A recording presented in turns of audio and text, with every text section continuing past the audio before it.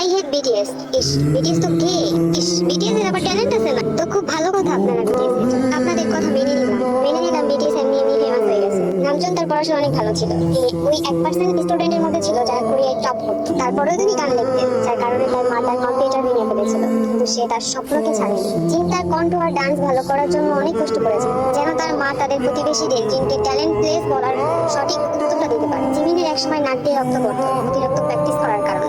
জিমিনকে diet maintain করতে হতো, যার কারণে তাকে অনেক সময় ক্ষুধার কষ্টটা সহ্য করতে হতো। সবকিছু সহ্য করেও সে তার স্বপ্ন ধরে রেখেছে। জাঙ্কুক অনেক সময় লুকিয়ে কান্না করতো। যে বয়সে আমরা বাবা মায়ের কাছে ছিলাম, সেই বয়সে সে তার বাবা মাকে ছেড়ে অডিশন দিয়েছে। এই সময় ছোট জাঙ্কুক লুকিয়ে কান্না করতো বাকি মেম্বারদের কষ্ট দেখি, কঠোর পরিশ্রম দেখি। আমরা যাকে most handsome man BTS member V নামে চিনি, তিনি একজন সাধারণ ঘরের ছেলে ছিল, কিন্তু কঠোর পরিশ্রম করে আর অনেক কষ্ট সহ্য করে সে তার স্বপ্ন পূরণ করেছে। সুগা, তার পরিবারের সদস্যরা তাকে সাপোর্ট করেনি।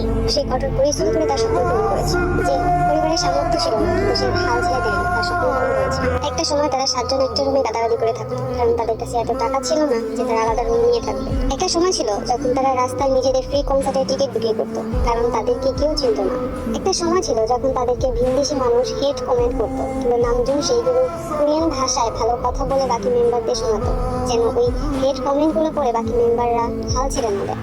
অনেক সময় কনসার্টের অতিরিক্ত চাপে অসুস্থ হয়ে পড়তেন, কিন্তু তারপরেও ভেঙে পড়েনি তারা। তাদের স্বপ্ন পূরণ করে। তাদেরকে নিয়ে বাজে মন্তব্য করার কোনো কারণ হেটার্সদের কাছে নেই। না জেনে কিছু নিচু প্রজাতির মানুষ বিটিএস কে কে বলে চিল্লায়। তবে এখানে শুধু হেটার্স না, কিছু টক্সিক আর্মিরাও আছে যারা বিটিএস মেম্বারশিপটাকে কে বানিয়ে নোংরা এফএফ লেখে। কিছু মানুষ মানেটা না বুঝিয়ে বয় লাভ নামে বিটিএস মেম্বারশিপটাকে নোংরামিতে পরিণত করছে। আজকাল ইউটিউব, ইনস্টাগ্রাম ঢুকলে দেখা যায় টেকবুক, জিকুক, এফএফ, যার ভাষা এবং ছবিগুলো নোংরা থেকে জঘন্যতম নোংরামিতে পরিণত হয়েছে। তার কারণে নষ্ট হচ্ছে ছোট্ট আর্মিদের মস্তিষ্ক, নষ্ট হচ্ছে আর্মি ফ্যান্ডমটা। শুধু তাই না, বিটিএস মেম্বারদের মধ্যে আছে ফলোয়ার ফ্যান, যারা সোলো ভাবে আইডলকে সাপোর্ট করে, কিন্তু সেটা খারাপ জিনিস না। কিছু টক্সিক ফলোয়ার ফ্যান আছে যারা বিটিএস মেম্বারশিপটাকে নষ্ট করছে। তারা একজনকে উপরে ওঠানোর জন্য আরেকজনকে ছোট করে অপমান করে, যেখানে বিটিএস মেম্বাররা একে অপরকে ছাড়া অসম্পূর্ণ। সবশেষে শুধু একটাই কথা বলবো, দয়া করে বিটিএস মেম্বারশিপটাকে সম্মান করুন আর এইসব বন্ধ করুন।